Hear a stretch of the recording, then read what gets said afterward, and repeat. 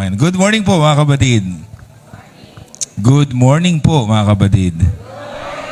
Ayan. Kadalasan sa paggawa po natin ng mabuti, paggawa natin ng tama, ang gusto natin tayo napepremyuhan, napupuri o nababati man lang o na-appreciate yung ginagawa nating mabuti. Pero paano kung hindi ganon ang nangyayari? Kumbaga sa kabila ng ginawa mong tama at mabuti, sa halip na mapremyuhan ka, ikaw pa yung napapasama. Minsan di ba may nag-aaway, pumagitna ka, ikaw pa yung nasipa, ikaw pa yung nasapak. May nag-aaway, may nagtatalo, pinakinggan mo yung side ng isa, napagbintangan ka pang may kinakampihan. Nagmamalasakit ka na, nagmamagandang loob, pinag-iisipan ka pa na may masamang balak. Ito yung nangyari sa kwentong pag-uusapan natin today. Sila yung gumawa ng tama, sila yung gumawa ng mabuti, sila yung tumulong sa nangangailangan, pero sa halip na mapabuti, napasama pa sila. Mula sa aklat ng mga gawa, 16, 18 hanggang 34. So let's start our story in verses 16 up to 18. Isang araw, nang patungo kami sa dakong panalanginan, nasa lubong namin ng isang batang babaeng alipin. Ito'y inaalihan ng masamang espiritu na nagbibigay sa kanya ng kapangyarihang makapanghula. At malaki ang kinikita ng kanyang mga Panginoon dahil sa kanyang panghuhula. Sinusundan-sundan niya kami ni na Pablo at sumisigaw ng ganito. Ang mga taong ito'y alipin ng kataas-taasang Diyos. Ipinahayag nila sa inyo kung paano kayo maliligtas, sapagkat marami ng araw na ginagawa niya ito. Nayamot si Pablo. Hinarap niya ang bata at sinabi sa Espiritu, iniuutos ko sa iyo sa ngalan ni Jesucristo, lumabas ka sa babaeng ito. At no hindi lumabas ang Espiritu. So Paul and Silas met a slave girl who had evil spirit. So habang sina Pablo po at Silas ay naglalakad patungo sa lugar ng panalanginan ng mga Hudyo, nakasulubong nilang isang batang babae na manghuhula. Nakukuha daw niya ang kanyang kapangyarihang manghula dahil sa masamang espiritong nasa kanya. At dahil dito, pinagkakitaan siya ng kanyang mga amo. So siguro gumawa ng kubol, nilagyan ng pangalan, Madam, ano kayang Madam yun? So, merong mga nagpapahula sa kanya at kumikita ng malaki yung kanyang mga amo. At dahil sunod siya ng sunod kina Pablo, sumisigaw pa ng, ang mga taong ito ay nagtuturo sa inyo kung paano maliligtas. Ang sabi nung verse, nayamot si Pablo. Araw-araw ba naman sumusunod sa kanila? So, nayamot si Pablo na inis, kaya naman anong sabi po niya? Pinalayas niya ang masamang espiritu na naroon sa loob ng batang ito. So, anong ginawa ng masamang espiritu? Sabi ni Pablo, sa pangalan ni Jesucristo, masamang espiritu, lumabas ka riyan. Lumabas yung masamang espiritu. Nakita niyo yung lesson na God? Mabuti pa ang masamang espiritu, madaling kausap. Sumunod agad kay Jesus. O yung katabi mo, madali bang kausap yan? Di ba? Dinaig pa ng masamang espiritu yung katabi mo. Tayo, simba tayo ng simba. Active na active. Ang ending, mga suwail. Pero ito masamang espiritu. Sinabi ni Jesus, lumayas ka, lumayas. Madaling kausap. Yung masamang espiritu.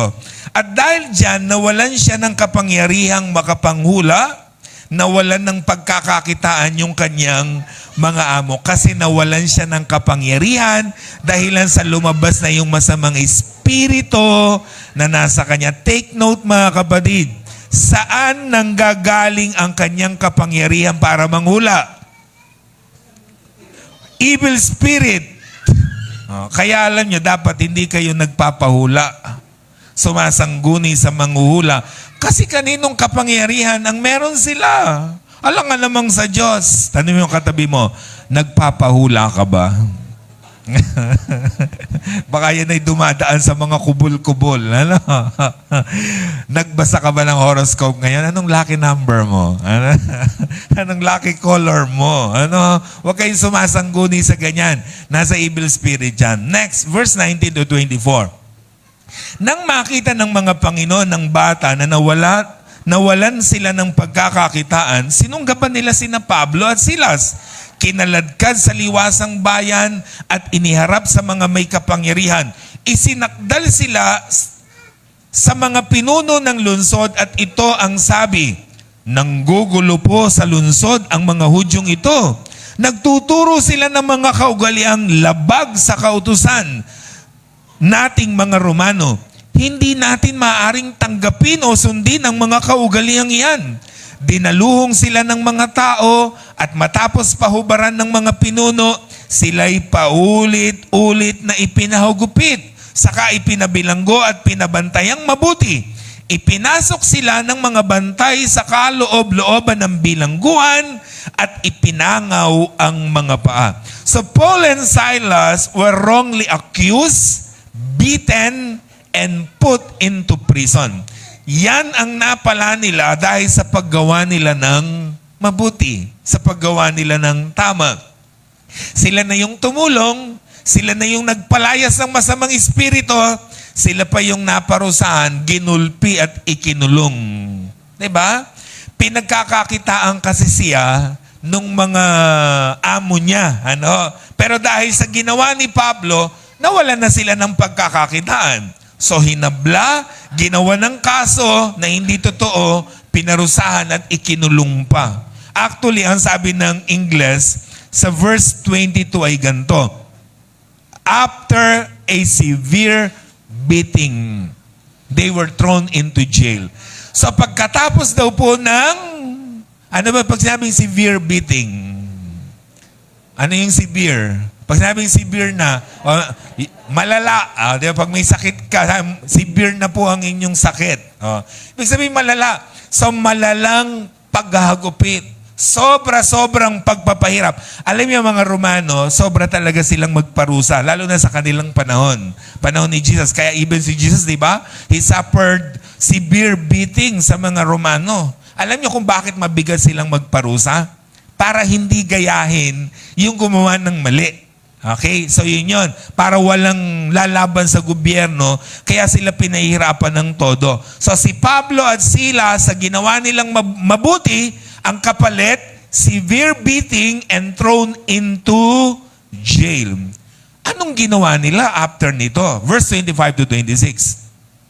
Nang maghahating gabi na, sina Pablo at Silas ay nanalangin at umawit ng mga himno, nakikinib naman ang ibang mga bilanggo. Di kaginsagin lumindol ng napakalakas. Ano pat nayanig, pati ang mga pundasyon ng bilangguan. Pagdakay, nabuksan ang mga pintot, nakalag ang tanikala ng mga bilanggo. Paul and Silas was praying, singing, and praising God in prison. Nag-praise and worship sila habang sila ay nasa kulungan. So pagkatapos silang hagupitin, pagkatapos ng severe beating, pagkatapos ilagay sa pinakaloob-looban ng kulungan, ipangaw ang mga paa. Alam niyo ibig sabihin ng pangaw sa kanila? Yung ikaw ay magi-split ng ayaw mong mag-split. Ini-split yun. Tapos merong kahoy, di ba, na nakalagay doon. So, ini-split sila. Ganun ang sitwasyon ni Pablo at Silas. Pero anong ginawa nila?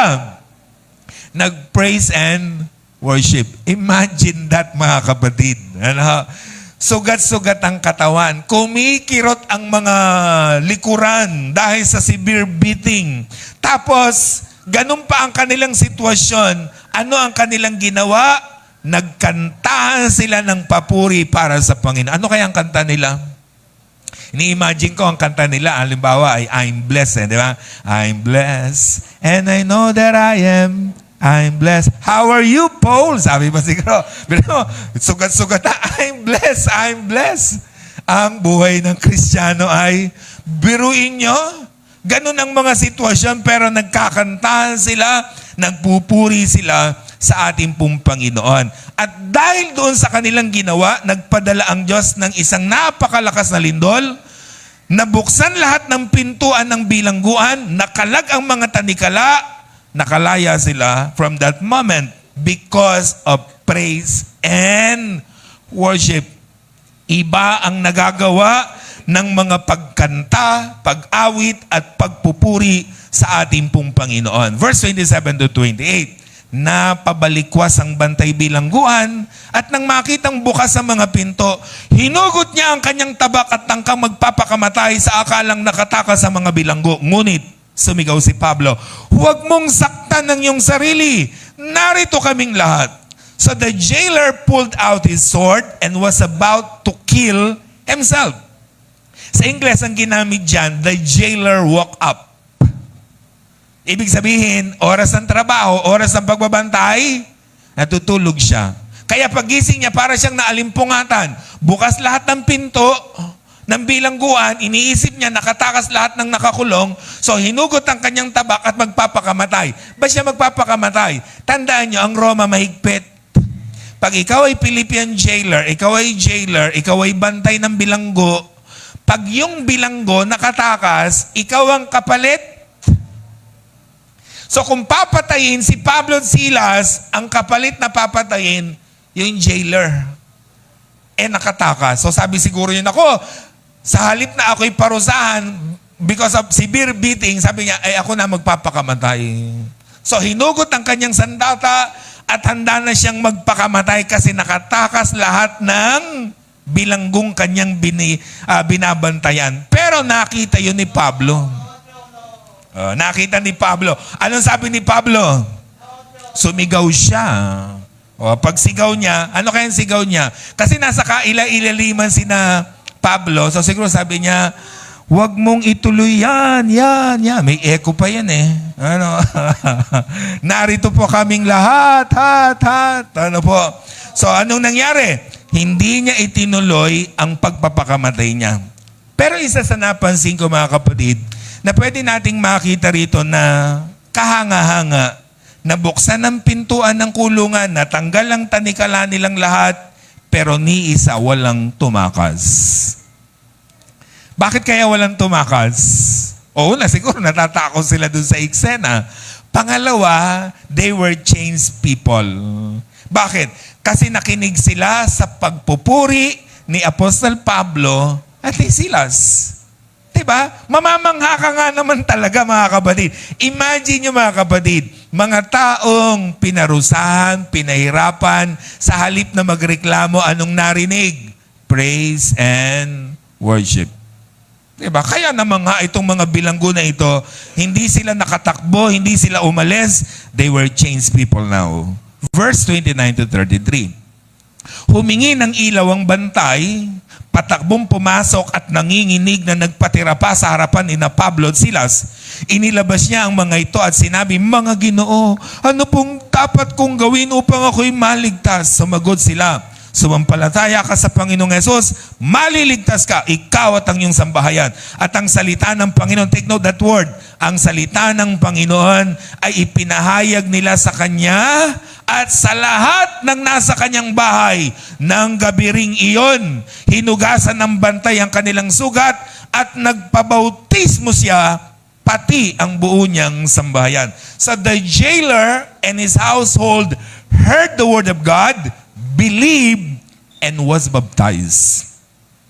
So sa takot ng bantay, nagpatira pa siya kina Pablo at nagtanong. Sabi niya, "Sirs, what must I do to be saved?" Kanina, ba't siya magpapakamatay? Natatakot siya sa Roma. Okay? Sa kanyang chief commander. Ngayon, natatakot na siya kanino? Sa Diyos. Kanina, gusto niya magpakamatay para matakasan yung kaso. Ngayon naman, gusto niyang maligtas. Kaya sabi niya kay Pablo at Silas, "What I must do now? Anong kailangan kong gawin?" So anong ginawa ni Pablo? Tinuruan siya, tinuruan ng kanyang sambahayan. They believed and they was baptized. Diba? Kaya sila naligtas. Verse 34, pagkatapos sila isinama niya sa kanyang tahanan at hinainan ng pagkain, Galak na galak siya at ang kanyang buong sambahayan sapagkat sila'y natutong sumampalataya sa Diyos. So the jailer and his household was filled with joy because they were now followers of Jesus. Nakita niyo mga kapatid, natapos ang kwento na masaya ang pamilyang ito. Yung Philippian jailer ha, so masaya yung kanyang pamilya. Bakit? Kasi nakapakinig sila ng salita ng Diyos, natuto silang sumampalataya sa Diyos, nabautismuhan silang lahat, naligtas silang lahat. Then after that, anong ginawa kay Pablo? Ginamot ang sugat, pinakain, at saka pinalaya kinabukasan. Tapos ang kwento, anong kwenta nito sa atin today? Number 1, doing good is not always rewarded. Tandaan niyo palagi, hindi porke tayo gumagawa ng tama, gumagawa ng mabuti, ang kapalit lagi ay mabuti. Okay? Sometimes and always, minsan pa nga sa buhay natin, pag gumagawa ka ng tama, minsan ang isinusukli pa sa iyo ay masama. Ikaw na ang tumulong, ikaw na ang gumawa ng mabuti, ang isinusukli pa sa iyo masama. Di ba? Para lang yung mga anak, di ba? Pinag-aral mo, pinalaki mo, pagtanda mo, di ba? Pababayaan ka. Diba? Minsan ganun ang ibig sabihin. Pero titigil ba tayo? Natutulungan ng anak? Hindi pa rin. Gagawa pa rin tayo ng mabuti. Kasi yun ang tama. Kahit hindi tayo napepremyohan, hindi tayo napaparangalan. Imagine mo, ikaw na ang kumilos, gumawa sa kapilya, ganito, ganyan. Tapos sabi yung, ang pangit naman ng gawa. Pero gagawa pa rin tayo kasi tumutulong tayo para sa iglesia ng Panginoon. Nakita niyo si Pablo at Silas? Sila na ang nagpalaya sa masamang espiritu, sila pa ang binugbog, sila pa ang kinulong. They did something good and because of that, they were beaten and thrown into prison. Like Job. Si Job, mga kapatid, katakot-takot ang naranasan niya. Namatay ng 10 anak, nawala ng ari-arian, nagkaroon ng sakit. Bakit? Dahil ba masama si Job? Sige nga. Dahil ba masama ba si Job? No. Dahil mabuti siyang tao. Imagine that. Pagbukas ng tabing ng aklat po ng Job, ipinakilala agad si Job na isang mabuting tao, malapit sa Diyos, walang ginagawang masama, then boom, bigla na lang nangyari ang lahat ng ito. Sa napansin niyo mga kapatid, gumagawa ng mabuti, pero ang kapalit, ang sukli, kasamaan. The disciples of Jesus. Imagine nyo, sila yung naglalayag ng dagat, bumagyo, halos lumubog ang mga bangkang sinasakyan nila. Bakit? Dahil ba masama sila? No. Because they obeyed Jesus. Tandaan niyo mga kapatid, masarap ng bagyuhin, masarap ng ginagawa ng masama kasi gumagawa ka ng mabuti. Kesa naman, ginagawan ka ng masama kasi gumagawa ka ng masama. Hindi na ibig sabihin, si Jonah, bakit siya binagyo? Bakit siya kinain ng malaking isda? Gumawa siya ng mali. Mas maganda nang humaharap tayo sa hirap, sa dusa, dahil gumagawa tayo ng tama. 1 Peter 2:19 and 20. Sapagkat kalulugdan ng Diyos ang nagtitiis ng parusa kahit walang kasalanan. May pagmamapuri kaya, take note that word, may pagmamapuri kaya ang magtiis ng parusa kung ito'y dahil sa paggawa ng masama? Hindi.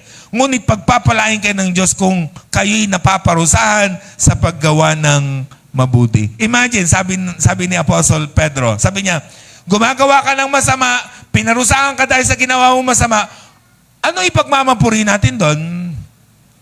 Ang tawag doon, dapat nga yan sa'yo. Kasi gumagawa ka ng mali, natural, tatanggapin mo yung mali. Pero sabi ni Pedro, kung ikaw ay napaparusahan, napapahamak dahil gumagawa ka ng mabuti, ikatuwa mo yan. Di ba? Kasi ang context dito, persecution sa kanilang panahon.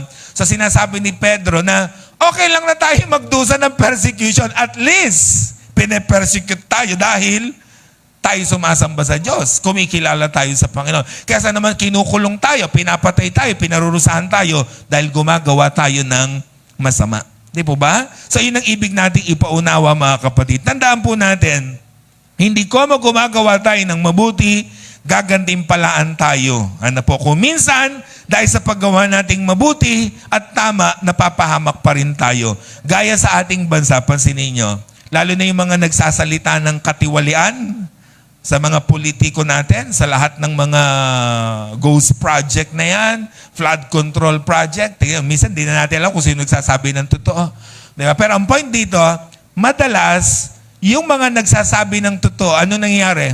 Sila pa ang kakasuhan, sila pa ang makukulong. Diba? Yung mga politikong nagkamkam ng yaman, mga malalaya. Minsan ganun ang problema natin. Kaya minsan, walang gustong magsabi ng totoo. Walang gustong gumawa ng tama. Kasi pag ginawa mo yung tama, minsan ikaw pa ang mapapahamak. Pero tayo bilang mga anak ng Diyos, hindi tayo titigil sa paggawa ng mabuti at tama kahit ang kapalit nito ay kapahamakan. Number 2, difficulties are not forever. Tandaan niyo palagi, lahat ng hirap na nararanasan natin sa buhay are not forever. Lilipas din yan. Sabi mo sa katabi mo, lilipas din yan. Lalo pag nagugutom siya, sabi, lilipas din yan. Di ba? Pag nagugutom tayo, wala tayong pangkain, anong nangyari? Lumilipas din, di ba? Lalo na kapag nasa handaan kayo, sa dibu, sa kasal, may seremonya na sa simbahan, may seremonya pa sa place, di ba? Ang sabi, alas 4, alas 3 pa lang narong ka, alas 9 na, di pa kayo kumakain. Gutom na gutom ka, alas 7 na, ano nangyari? Lilipas din yan. O lahat ng mga paghihirap natin, lumilipas lahat yan. Di ba? May katapusan, may hangganan. Sasabihin ng iba, bakit ako po, brother? Parang pakiramdam ko, pagsilang ko pa lang hanggang ngayon. Puro pagdurusa na. Huwag kayong mag-alala. Pag namatay kayo, matatapos din yan. May katapusan. O ang tanong lang ngayon, gusto nyo na bang matapos? Edi magtiis-tiis pa kayo. Ayaw naman pala yung matapos sa pagdurusa nyo.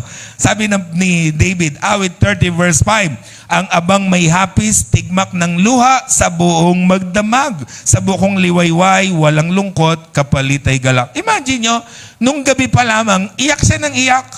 Buong magdamag, luha siya ng luha. Diba? Pero paglipas daw ng umaga, wala na yung lungkot, ano ng kapalit? Galak. Diba? Hindi naman literal ang ibig sabihin, pero ang pino-point out lang niya, yung lahat ng pagdurusa natin is just for a little while. Sasandali lang ang lahat ng pagdurusa. Si Pablo at Silas, binugbog, ikinulong. Tanong, araw-araw ba binubugbog sila? Araw-araw ba kinukulong sila? No. And after morning, mga kapatid, hinuli sila, binugbog, kinulong, kinabukasan, anong ginawa? Pinalaya din sila. Kasi natatapos lahat ng pagdurusa. Natatapos ang lahat ng paghihirap. 1 Peter 5:10, pagkatapos ninyong magtiis, take note that word, ng maikling panahon. Nakita nyo? Magtitiis tayo, kailan daw? Mahabang panahon? No, maikling panahon lang. Ang Diyos na bukal ng lahat ng pagpapala ang siyang magbibigay sa inyo ng kaganapan at katatagan. Pero sabi niya, matatapos lahat ng tiisin natin, maikling panahon lang kasi yan. So difficulties are for a little while only compared to eternity. Kaya we are able to praise the Lord, to worship the Lord, to sing to the Lord, even though kahit anong nangyayari sa buhay natin, dahil lahat ng yan may hangganan. Lahat may katapusan. Okay? So kung ano man nararanasan mo ngayon, ano man problema mo, ano man pinagdadaan mo, matatapos din yan. Kasi dalawa lang yan. Yung problema mo matatapos, o ikaw ang matatapos. Oh. Tapos pa rin pareho. Okay? So para i-enjoy yung blessing para sa ating pong Panginoon. Kasi matatapos lahat ng yan. Diba? Yung sakit natin. O kung may sakit kayo, matatapos din yan. Sa tingin nyo ba, sa langit may sakit pa? O, sa langit ba magne-nebulizer pa kayo kung meron kayo? Sa langit ba may maintenance pa kayo? Sa kabilang buhay ba umiinom pa kayo ng pang high blood? Magi-insulin pa ba kayo ron? No, wala nang lahat ng pagdurusa. 'Di ba? Pinawi na ang lahat ng 'yan, tinapos na ang lahat. Ano po? Number 3, difficulties must lead us closer to God, not away from Him. Ito yung malungkot sa maraming mga tao, even sa Christian. Pag may problema, ang laging solusyon lagi, lumayo sa Diyos. Di mo na attend, di mo na mag-church, di mo na magsisiwa, di mo na ako attend ng LG natin na, bakit? May problema ako. Minsan pag gano'n ang dialogue, kutusan nyo ng konti, lalo kang dapat lumapit sa Diyos. Lalo kang lumapit sa amin kasi makakatulong kami kung ano man ang problema at pinuproblema mo sa buhay.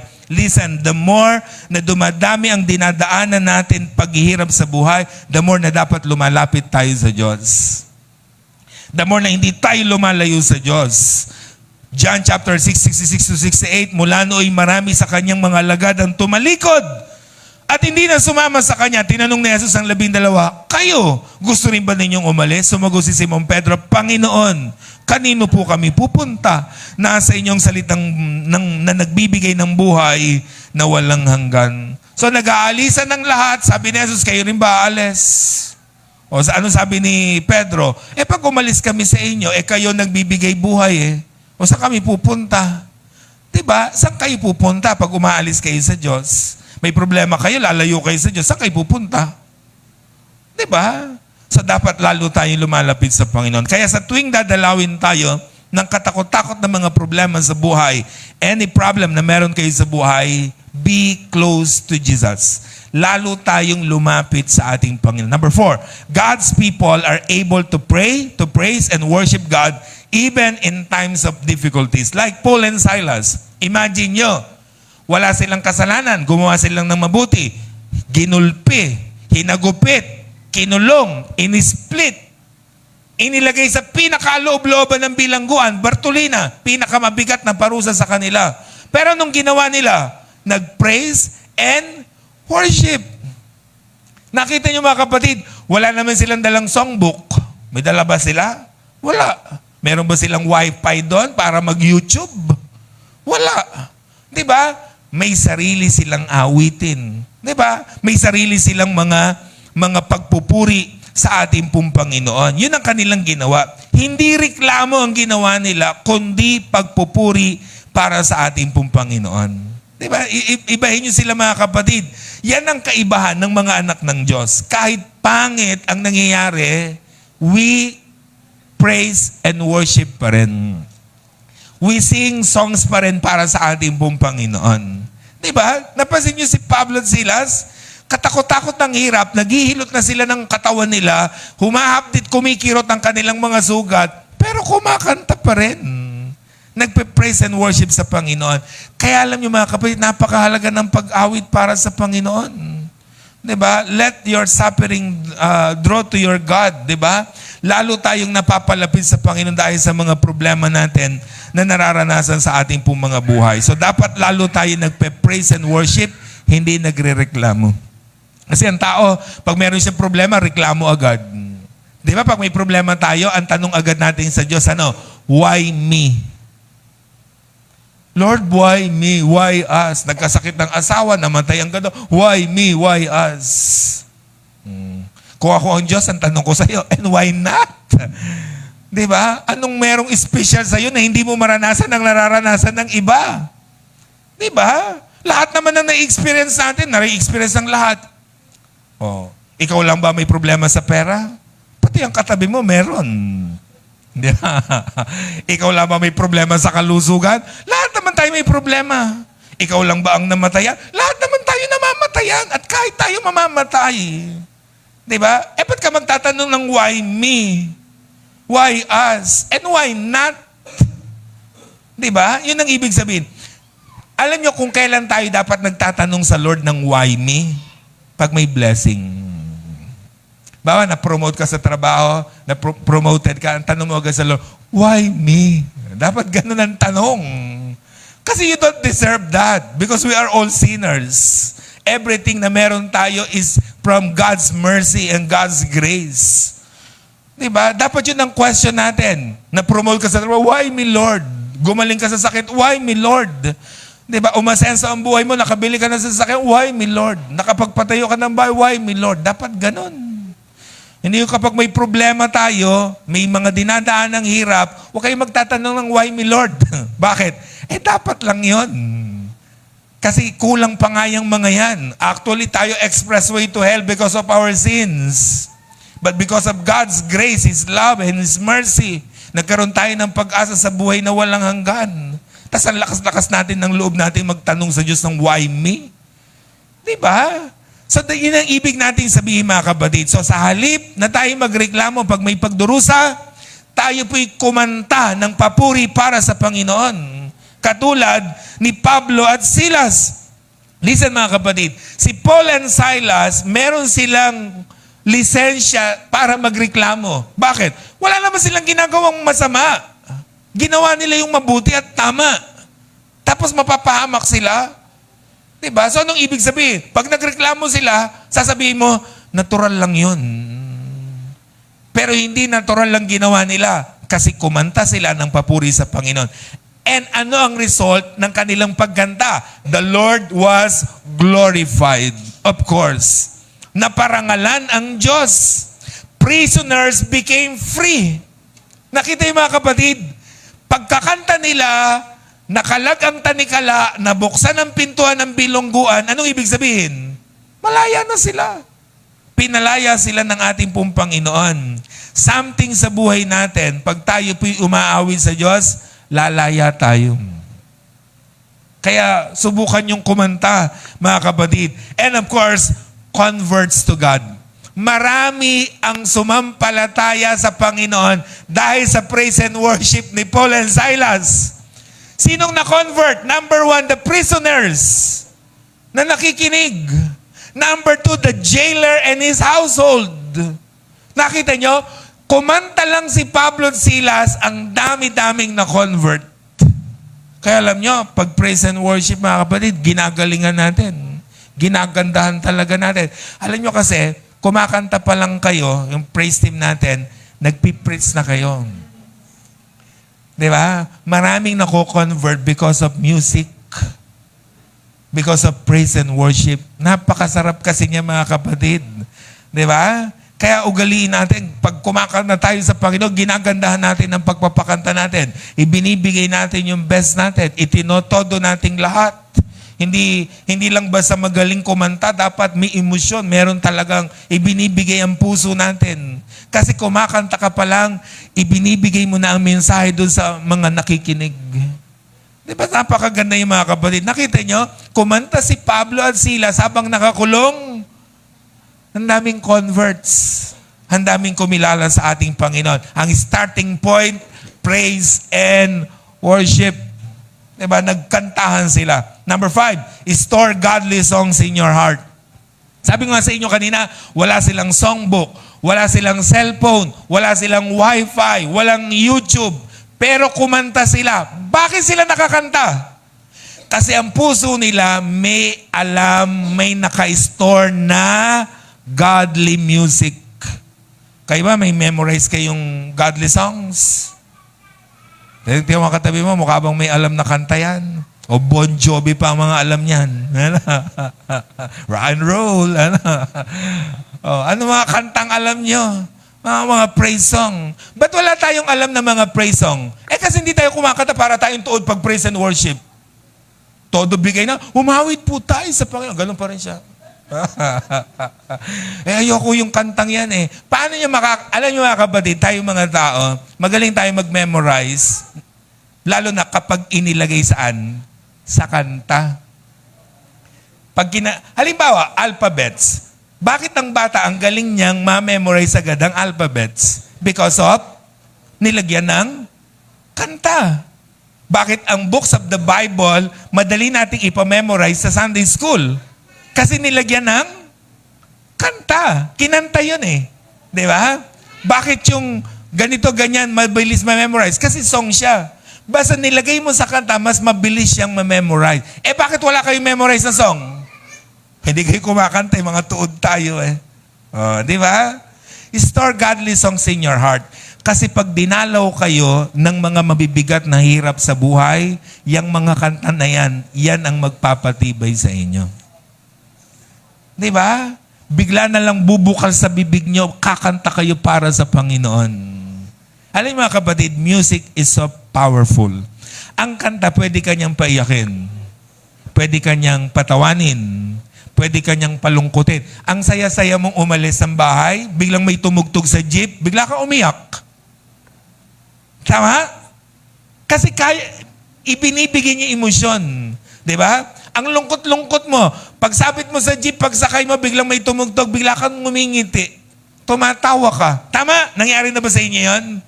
Bakit? Kasi meron kayong naalala. Di ba? Dahil dun sa kanta. Huwag nyo lang dalasan yung iyak tawa sa jeep. Ano? Baka magbabaan lahat ng kasakay nyo. Ano? Kakaiba yun eh. Ano? Pero ang point lang natin, ganong kakapangyarihan yung kanta. Di ba? Pag kumakanta kayo para sa Panginoon. Kaya di ba tayo rin, sa buhay natin, may problema ka, kumakanta kasi bigla ka nalang lumuluha. O kahit hindi ka kumakanta, nakikinig ka ng music, bigla ka nalang tumatawa. Bigla ka nalang nagiging happy, bigla ka nalang nagiging joyful. Because music is so powerful. Nakita niyo mga kapatid kung gaano kakapangyarihan yung praise and worship in this context? Nakakulong sina Pablo, hirap na hirap, kumanta sila, biglang boom! Nagpadala ang langit ng isang lindol na nagbukas ng mga pintuan at nagtanggal ng kanilang mga katanikala. Ganong kakapangyarihan ang praise and worship. Kaya huwag kayong parang tuod pagkantahan. Sa susunod, maglilibot ako pag nagkakantahan. Sisikuhin ko kayo. Kumanta ka. May stick ako. Kanta.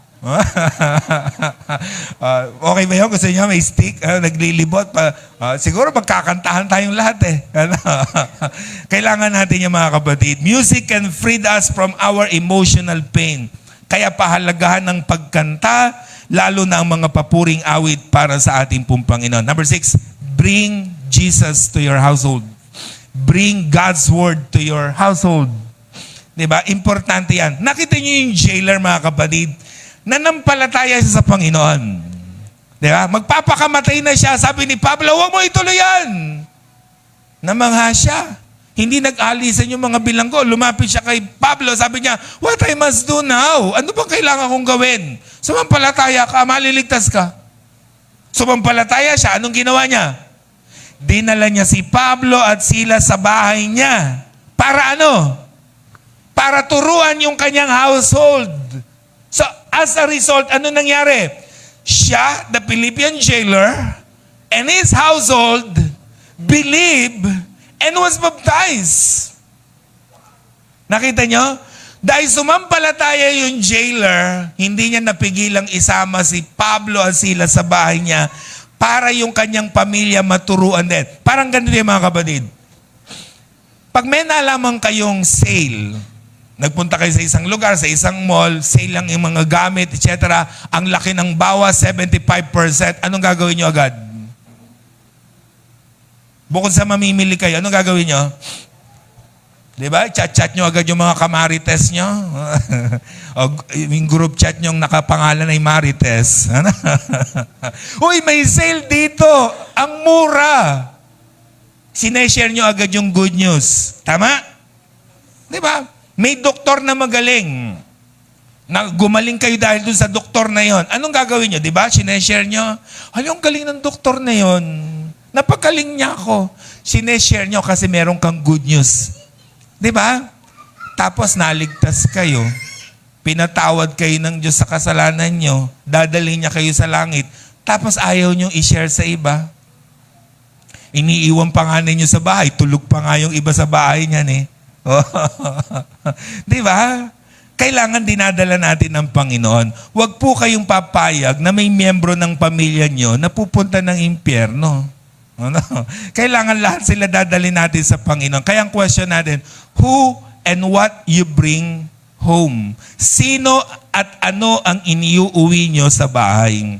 Yung Philippian jailer, sinong inuwi niya sa bahay niya? Si Pablo at Silas, para turuan ang household niya ng God's Word. May I suggest, iuwi nyo ako sa bahay nyo. Pa-schedule kayo. Mag-Bible study tayo sa mga bahay-bahay po ninyo. Turuan natin ang mga household po ninyo para sila man ay makakilala, mag-commit para sa ating pong Panginoon. Yun ang kailangan natin ginagawa, mga kapatid. Nakita niyo mga kapatid ang ginawa niya. Dinala si Pablo sa bahay and boom! Ano nangyari? The Philippian jailer, his household, believed and was baptized. Yan ang kailangan ginagawa natin mga kapatid. Ano po? So, iuwi natin ang mga lingkod ng Diyos sa bahay natin at saka natin paturuan yung ating mga mahal sa buhay. After turuan ni Pablo, nanampalataya sila at nabautismo, anong ginawa? Nilinis ang sugat ni Pablo, ginamot, then anong ginawa? Pinakain. O, kaya ayaw nyo siguro kung i-invite eh. Ano? Okay nang wala yung pagkain, mag-aaral na lang tayo. Ano? Di ba? Yun ang ginawa nila kay Pablo. And number 7, lastly mga kapatid, do not repay wrong for wrong. Maging mabuti tayo, maging sa mga taong masama. Maging mabait tayo kahit sa mga gumagawa ng mali sa atin. Nakita nyo, how Paul treated his offender. Sino ba ang gumawa kay Pablo at Silas ng kasamaan? The Philippian jailer. Diba? Yung nagbabantay sa kanya, kasama yung nanggulpi. Kasama yung naghagupit. Kasama yung nagkulong kay Pablo. Siya nga ang nagbabantay para si Pablo hindi makatakas. Maybe kasama siyang tumatawa at nagpapahirap sa kanya, naglagay pa ng pangaw. Pero nung magpapakamatay yung Philippian jailer, anong sabi ni Paul? Huwag mong ituloy yan. Iniligtas siya ang Philippian jailer. Then, pumunta pa sa bahay niya, nangaral, iniligtas pa ang buong sambahayan sa kapahamakan. Nakita nyo? Ginawan siya ng masama, pero ginawa niya ng mabuti. Kung kayo yon, chinismis na kayo, ginawa kayo ng masama, etc., etc., tas magpapakamatay siya. Anong sasabihin mo? Yan, ituloy mo yan. Go! Di ba? Ganun ba ang gagawin niya? Pero si Pablo sabi niya, huwag mo tuloy yan. Niligtas pa nga niya eh. Nakita niyo? Ganun ang pagtrato sa gumagawa ng masama. Kasi yun ang itinuturo ng Panginoon. Romans 12:17, if someone has done you wrong, do not repay him with a wrong. Ginawang ka ng masama, do not repay him wrong. Mali na ang ginawa sa iyo, huwag mo siyang gantihan ng mali. Diba? Anong turo ng Bible sa atin? Pag nagugutom ang kaaway, pakainin. Ano ipapakain? Pag nauuhaw, painumin. Ano ipapainom? Diba? Dapat yung mabuti. Then, ano pang gagawin? Sabi pa nga niya, batiin nyo, ipanalangin nyo yung kaaway nyo. Kasi yun ang turo ng Bible sa atin. Huwag gagantihan ng masama ang gumagawa ng masama. Ganon ang ginawa ni Pablo. Ang sama-sama ng ginawa sa kanya nung jailer, pero ginawa niya ng kabutihan. Diba? Sana ganon din tayo mga kapatid. Ano po? Sino mang gumagawa ng masama sa atin, huwag natin silang tutularan. Iganti natin sa kanila ay kabutihan. Tayong lahat ay tumayo mga kapatid. Praise and worship can change your present situation. Yan ang bumabago ng sitwasyon ng buhay natin. Si Pablo at Silas, nakakulong, nakakadena, pero dahil nag-praise and worship sa Panginoon, nakalaya silang lahat. Diba? Nakalaya sila mga kapatid. Maaaring hindi tayo literal na nakakulong. But something sa buhay natin na kumukulong sa atin. Diba? Nakakulong ka sa sakit mo. Tagal nang nariyan yung sakit, nakakulong ka sa problema mo financially, nakakulong ka sa problema mo sa relasyon, nakakulong ka sa problema mo sa iba't ibang mga bagay. Kumanta ka lang sa Panginoon, lalaya ka. Diba? Ugaliin natin na umawit, magpuri sa Panginoon. Lagi tayong sasabay sa mga praise and worship. Makakalag ang mga kadena at tanikalang gumagapos sa atin. Ganoon kakapangyarihan ang praise and worship. Let's pray. Lord, thank you po dahil napakabuti po ninyo sa amin. Pinakita po ninyo ang halaga ng pag-awit sa inyo pong pangalan. Mga pagkanta na nagmumula sa aming po mga puso. Mga kantang patuloy po na nagpapahalaga ng pagpupuri at pagpaparangal sa inyo po. Dahil naniniwala po kami, ano man ang aming sitwasyon, ano man ang aming mga kalalagayan, ano man aming mga pinagdadaanan, karapat-dapat pa rin po kayo na parangalan at papurihan dahil never naman nyo po kaming iniwan at pinabayaan. Kaya muli po Panginoon, tulungan nyo po kaming umawit, turuan nyo po kaming kumanta ng mga papuri para sa inyo pong banal na pangalan. Tulungan niyo po kami, Panginoon, na laging maitaas po namin ang inyong dakilang pangalan. Tulad ni Apostol Pablo at Silas, sa kabila ng kanilang mga naranasan, ipinakita nila sa amin ang pinakamagandang halimbawa na umawit para sa inyo pong banal na pangalan. Dahil tulad nila, nakalagang mga tanikala, nakalaya, nabuksan ng mga bilangguan, yun din po ang aming inaasam-asam sa buhay po namin. Na dahil sa aming mga pag-awit at pagpupuri sa inyo, patuloy na lalaya kami sa anumang nagpapahirap sa aming po mga buhay. Muli, ang blessing po ninyo sumagana sa Taytay Church of Christ. In Jesus' mighty name, Amen.